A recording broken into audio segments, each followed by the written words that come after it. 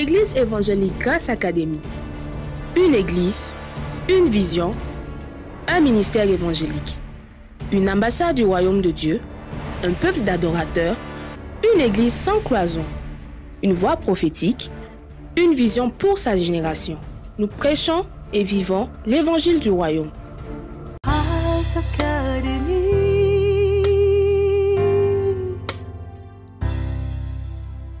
Plus la porte est fortifiée, plus ce que la porte garde derrière elle est importante et précieuse. Plus la porte est vulgaire, par exemple la porte d'un poulailler, je ne vais pas dire plus.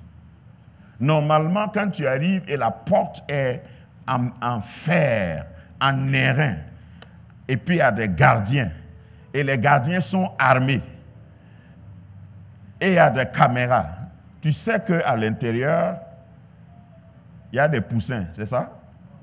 Non, ce qui est à l'intérieur, là, c'est aussi grand.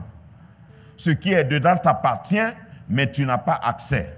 Cette série a pour but de briser ces portes, de désarmer et de démanteler ces gardiens, ces propriétaires illégaux, occupants illégaux, je dirais. Et nous avons consacré ces vendredis aux veillées pour nous attaquer dans la prière à ces portes. Et vendredi passé, c'était chaud ici. Amen. Donc je te convie, puisque le dimanche nous n'avons pas assez de temps, je te convie vendredi prochain encore, nous continuons, mais cette fois-ci dans la prière. Il y a des portes que tu dois identifier, tu dois proclamer, parce que si tu as des droits et tu ne les connais pas, ces droits ne sont pas pour toi. Il faut connaître ces droits, les proclamer devant quiconque veut violer tes droits. Amen. Si tu es à l'intérieur de ta propre maison et puis quelqu'un vient de façon inopinée frapper à la porte, il y a un langage que tu tiens depuis la maison. Tu demandes c'est qui? Et tu n'as pas besoin de formule de politesse. Il faut que la personne qui est dehors soit polie pour pouvoir entrer. Et je voudrais, dans cette série, te rappeler que Dieu t'a donné des droits, Dieu t'a donné des possessions, mais si tu ignores tes droits, le diable va t'exploiter, il va violer tes droits justement, et je refuse d'être un chrétien ignorant. Je refuse d'être un chrétien exploité, un chrétien abusé par mes ennemis. Posséder les portes de tes ennemis. Numéro 3, nous voulons parler des stratégies pour la prise de ton Jéricho. Stratégie pour la prise de ton Jéricho. Jéricho est une étape. Jéricho est une opposition dans la marche du chrétien. Nous sommes dans Josué chapitre 6, versets 1 à 5. Josué chapitre 6, versets 1 à 5. Josué chapitre 6, versets 1 à 5. Jéricho était fermé et barricadé devant les enfants d'Israël. Vous voyez que c'est évocateur. Barricadé, fermé devant moi, alors que si c'est devant moi, ça veut dire que c'est mon passage. Je dois passer. Personne ne sortait et personne n'entrait. Est-ce que ça, c'est une liberté? Donc, quand tu es devant un Jéricho, ce n'est pas la porte qu'il faut ouvrir. C'est toute la ville qu'il faut éliminer. Parce que si tu ouvres une porte qui s'appelle Jéricho et tu entres, qu'est-ce qui se passe? Ça devient une prison, puisque tu peux sortir ni entrer. Toute porte qui est devant toi, j'attends même pas le milieu du message pour dire ça. Tout Jéricho qui est devant toi et qui veut t'intimider pour que tu entres. Parce que si tu entres, c'est pour qu'on te capture. Je déclare que les murailles de ton Jéricho vont s'écrouler. C'est le propos et c'est le nerf de ce message. Nous continuons la lecture. L'Éternel dit à Josué, vois, je livre entre tes mains Jéricho et son roi, ses vaillants soldats.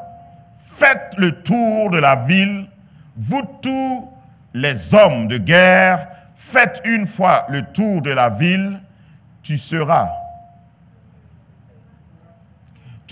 ainsi pendant quoi? 6 jours. Verset 4. 7 sacrificateurs porteront devant l'arche 7 trompettes retentissantes. Le 7e jour, vous ferez 7 fois le tour de la ville et les sacrificateurs sonneront des trompettes. Quand ils sonneront de la corne retentissante, quand vous entendrez le son de la prédication de Emmanuel Kemtoré, tout le peuple poussera de grands cris. Alors, la muraille de la ville s'écroulera et le peuple montera chacun devant soi. Reprenez vos places parce que quelque chose va se passer ici et quelque chose se passera là où se trouve ton Jéricho pendant que tu es assis et assise ici. Recevez aussi votre part si vous nous écoutez sur Internet. C'est bien, tu peux jouer, donne-moi des sons string parce que je suis inspiré. Mais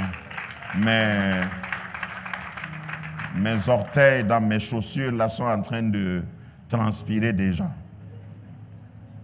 Il y aura quelque chose dans ta vie. Parce que il y a des Jérichos. Je vais d'abord aller par étapes. Jéricho, c'est l'étape où tu as fini. Nous sommes avec Josué, hein, et j'espère que tu connais Josué, le successeur de Moïse. Josué, c'était un capitaine d'armée, un général d'armée du moins. Josué a fait plus de guerres que quiconque dans la Bible. Et je n'ai pas peur de dire les mots comme ils sont. Josué a tué plus de monde que ses prédécesseurs. Et moi, j'appartiens à la génération Josué. Amen. Si tu rencontres un scorpion, tant pis pour toi si tu lis amitié avec le scorpion. L'onction d'un scorpion, c'est de te piquer. Il ne sait pas faire autre chose. Pourquoi je dis ça? Parce qu'il y a des chrétiens qui croient qu'il faut amadouer, il faut signer des traités de paix avec les scorpions, laisse-les être à côté de ton lit, mets-les sur leur matelas, c'est des créatures de Dieu. Eux aussi, ils ont besoin de vivre. Hein? Et puis, ils militent dans la société de défense des droits des scorpions. Ça, c'est ton problème. Moi, un scorpion n'a pas droit de citer là où moi je dors. C'est tout. C'est tout. Est-ce que j'ai dit que Dieu ne l'a pas créé? C'est Dieu qui l'a créé. Mais si tu es scorpion, il faut savoir que tu ne peux pas vivre dans mon salon. Si Dieu t'a créé, cherche ta place. Hé Jéricho, tout Jéricho qui est devant toi, tous les Jérichos sont des murailles barricadées. C'est une opposition ancestrale. Ce sont des résistances qui ne veulent pas céder, qui se moquent de toi et de tes droits. Ils t'ont précédé. Les Jérichos sont là avant toi. Est-ce que je parle à quelqu'un? Jéricho n'est pas fondé quand toi tu es arrivé. Jéricho, tu viens trouver. Jéricho te précède là où tu veux accéder. C'est pourquoi, quand tu es en face de Jéricho, il faut que tu élimines. Je suis à un niveau de combat dans ma vie où je veux éliminer des Jérichos pour que ceux qui viennent après moi n'aient plus à combattre des Jérichos. Parce que si tu n'es pas déterminé, tu seras toujours en train de recommencer. Et je ne suis pas résident de Jéricho. Je ne veux pas, parlant de possession de porte, me tromper, arriver devant mon Jéricho et puis dire, Jéricho, porte de Jéricho, l'Éternel a dit, je dois posséder tes portes. Non. Ce type de barrière doit être brisé. En allant pas à pas, tu vas me comprendre. Donc, Josué amène les enfants d'Israël, après tout ce qui s'est passé, ils franchissent le Jourdain. Dis avec moi le Jourdain. Le Jourdain était un fleuve et vous savez que le Jourdain c'est symbole d'une étape sublime, une étape capitale. Quand on parle du Jourdain, on parle du fait que tu entres dans Canaan. Tu ne peux pas accéder à Canaan sans passer par le Jourdain. Donc, il traverse le Jourdain et le premier obstacle, c'est Jéricho. Est-ce que quelqu'un voit? Parce que je ne peux pas m'étaler davantage, mais Jourdain est le symbole de peut-être la dernière frontière que tu dois traverser pour entrer dans ton Canaan. Jourdain, pour certains parmi nous, c'est un diplôme. C'est peut-être un mariage. C'est-à-dire, tant que tu n'as pas ça, tu ne peux pas entrer pleinement.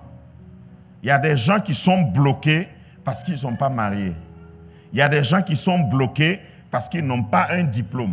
Il y a des gens qui sont bloqués et tant que tu n'as pas ça, tu ne peux pas parler d'autre chose. Est-ce que quelqu'un sait de quoi je parle? C'est-à-dire, tu as des visions, tu as des rêves, tu as même des promesses, des prophéties sur ta vie. Mais tant que tu n'as pas franchi le Jourdain, c'est difficile. Jésus a franchi son Jourdain. Il est baptisé où? Allô? Jésus a été baptisé dans le Jourdain. Et c'est après, c'est pourquoi je dis, je n'ai pas le temps. Je pourrais m'attarder sur Jourdain. C'est quand Jésus sortait du Jourdain qu'une voix s'est fait retentir. Celui-ci est mon fils bien-aimé en qui j'ai mis toute mon affection. Et un des évangélistes dans les 4 dit, écoutez-le. Donc la manifestation des fils de Dieu ne vient qu'après le franchissement, l'étape d'après l'étape post-Jourdain. Si tu n'as pas franchi ton Jourdain, symbole encore, quoi que je dise que je ne vais pas m'attarder, quelque chose me pousse à dire plus, le Jourdain représente ton baptême. Tu es dans l'église, tu crois au Seigneur, tu lis la Bible, mais Jésus s'est fait baptiser et il a dit, tous ceux qui vont croire et se faire baptiser. Et toi, tu ne veux pas te faire baptiser. Si tu m'écoutes ici et là-bas, le baptême n'est pas accessoire. Le baptême, c'est introduit dans une pleine manifestation. Manifestation des fils de Dieu, mais pourquoi tu ne veux pas te faire baptiser? Donc le Jourdain parle d'une étape capitale. Et quand tu traverses le Jourdain, ce n'est pas fini.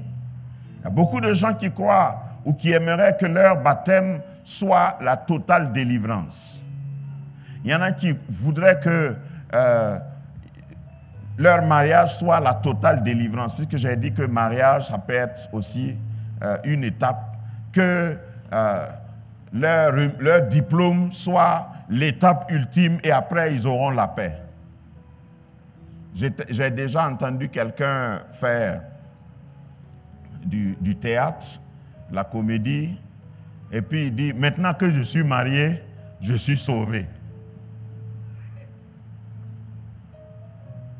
Et avec son père qui l'accompagnait à son mariage, il lui dit, mon fils, il ne faut pas parler comme ça. Vous savez pourquoi le père a dit ça? Lui, il est marié, mais il n'est pas sauvé. Il est marié depuis longtemps, mais il voit qu'il a toujours des luttes. Ce n'est pas parce que tu as traversé le Jourdain que c'est fini. Quand tu traverses le Jourdain, il y a Jéricho devant toi. Jéricho, après ton baptême, après ton engagement, Jéricho se dresse devant toi comme une ville imprenable, fermée et barricadée. Je ne sais pas quel était le système, il y a beaucoup de recherches que j'ai faites, mais apparemment, la politique derrière Jéricho, c'était qu'ils produisent ce qu'eux-mêmes doivent consommer et tout était réglementé, c'est-à-dire que tu ne peux pas avoir plus que ce qu'on te donne. Parce que si tu es dans une ville et la ville est fermée, personne ne sortait et personne n'entrait, Ça veut dire que ce que vous consommez là, non seulement c'est local, je ne suis pas contre, mais tant que vous n'allez pas produire assez, il faut que ça soit rationné. C'est-à-dire que tu ne peux pas te permettre de boire plus d'1 litre d'eau si le décret du roi de Jéricho, c'est que tu bois seulement 1 verre par jour. Vous voyez ce que ça représente? Donc c'est une prison. Et Dieu ne t'a pas fait sortir ou passer par le Jourdain pour que tu sois dans une prison. Lève la main et dis avec moi, Seigneur, tout Jéricho, après mon Jourdain, doit être aplani. Je dois passer. Amen. On dira davantage. Alors, je me suis intéressé à la signification du nom Jéricho. Jéricho, ce n'est pas anodin. Jéricho veut dire bonne senteur, c'est-à-dire c'est un bon parfum, c'est une odeur agréable. Paradoxe, non? C'est à Jéricho que Bartimée était. Bartimée était de la ville de Jéricho. C'est à Jéricho que Zachée, vous connaissez Zachée, non? Ah bon, vous ne connaissez pas Zachée? Si vous ne le connaissez pas, je vais l'appeler, il va venir. Zachée était de Jéricho.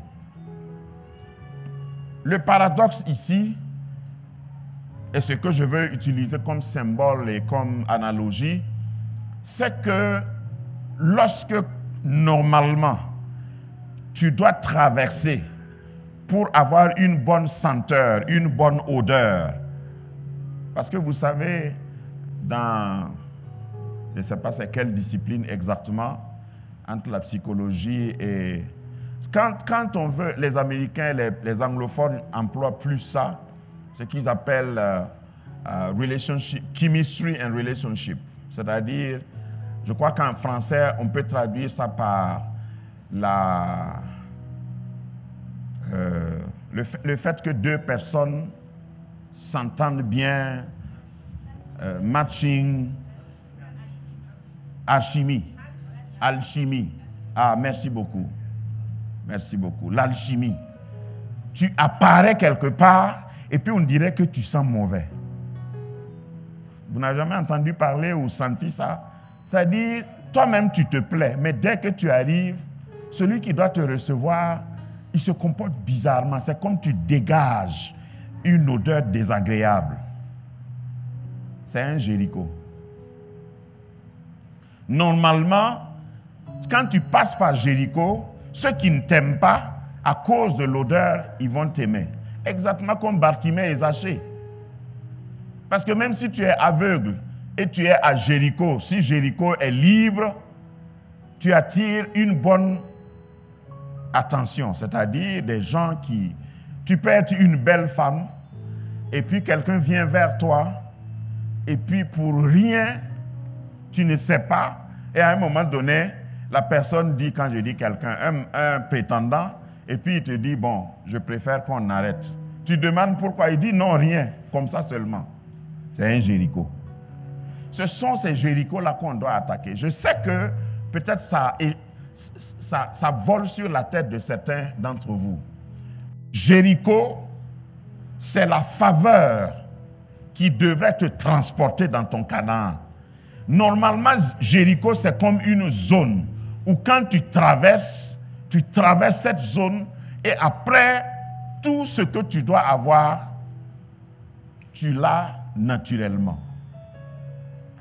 Dans le plan spirituel maintenant, Jéricho va représenter pour la vie d'un vrai chrétien tout ce qui va être comme, j'aime pas les termes, mais il faut que je les emploie, tout ce qui va être comme porte-malheur.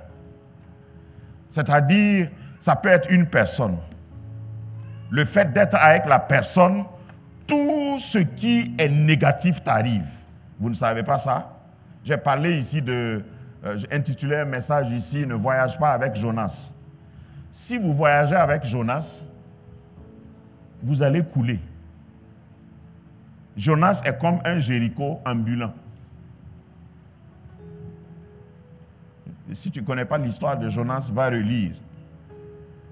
Le fait que Jonas soit dans le même bateau que toi, d'abord tu vas perdre tes marchandises, On va tout jeter par-dessus bord. Et puis, vous allez tous couler. Et même quand on va tirer le sort finalement, parce qu'il y a des gens qui ne se réveillent qu'après toutes les pertes. Que Dieu t'aide à ne pas perdre toute la cargaison avant d'avoir les yeux ouverts. Il y a des gens qui sont en alliance avec des personnes jéricotes. Et à cause de cette alliance, tout s'écroule dans leur vie. Il y a des gens qui voyagent avec des Jonas. Et à cause de ces Jonas, tout ce qu'ils touchent pourrit. Pour ceux qui parlent du là, j'ai appris quelque chose que je n'ai jamais fini d'analyser. Il y a des gens en du là qu'on dit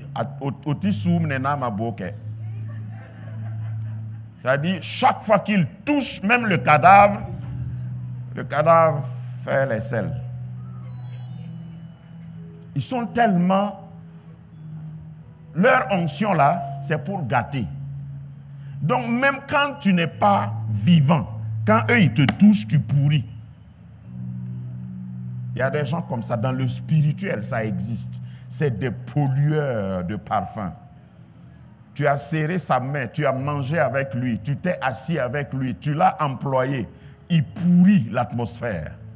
Ceux qui venaient t'aider ne t'aident plus. Ceux qui voulaient t'aider t'oublient. Ceux qui avaient ton numéro, au fait, c'est des Jéricho. Normalement, Jéricho, si tu ne combats pas Jéricho, tu ne peux pas jouir de Canaan. Est-ce que je parle à quelqu'un? Tu peux prendre ça comme des choses trop compliquées, mets ça au frigo et continue de vivre. Tu vas revenir ouvrir le frigo là, te rappeler de ce message. Il faut, quand tu rencontres Jéricho dans ta vie, toute forme de Jéricho, il faut le traiter. Sans appel. Tout ce qui s'appelle être barricadé, personne ne sort, personne n'entre. Il y en a qui sont dans un mariage barricadé. Je suis en train d'éclater maintenant. Tu vas me comprendre. Regarde-moi spirituellement seulement. Tu vas comprendre ce que je dis là. Il y a des gens qui sont dans des emplois barricadés. Directeur à Jéricho. PDG dans une entreprise installée. Le siège est à Jéricho. Tu es en prison. Tu ne peux plus évoluer. C'est un Jéricho. C'est une forme de Jéricho. Je n'ai pas peur de dire que spirituellement même tu peux être dans une église Jéricho. Où on t'empêche d'évoluer. Où on ne te sert pas toute la parole, tout l'évangile. C'est des morceaux de révélation que tu as et tu ne peux pas réfléchir pour toi-même. Que Dieu te délivre. Tout ce qui consiste à t'enfermer pour que tu aies une mauvaise odeur, pour que tu ne puisses pas évoluer, que tout cela soit banni de ta vie. Parce que si tu n'es pas courageux, tu ne peux pas prier comme moi. C'est-à-dire prier contre tous les Jéricho. Ah, si je quitte Jéricho là, comment je vais faire? Hein? C'est mon gagne-pain. Tu ne sais pas que ton pain là, c'est un morceau. Il y a miche entière qui t'attend à Canaan. Il y a le lait et le miel qui coulent à Canaan. C'est mieux de faire tomber Jéricho que de négocier ton entrée à Jéricho. Jéricho est un passage. Il y en a qui sont à une étape qui s'appelle Jéricho. Il faut faire tomber les murs et puis passer. Sur le plan spirituel, sur le plan matériel, sur le plan marital, sur le plan professionnel.